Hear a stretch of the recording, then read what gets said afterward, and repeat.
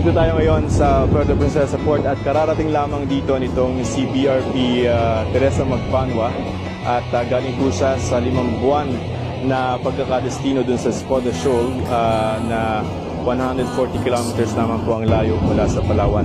Umuwi po itong si BRP Teresa Magbanwa dahil sa masamang panahon daw po dun sa lugar na yon at wala nang makain at nagkakasakit na yung ating mga Coast Guard personnel. Sa katunayan po, ayon sa ating sa impormasyon na nakarating sa atin ay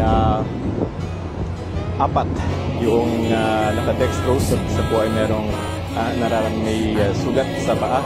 Sila po ay dadalhin sa ospital.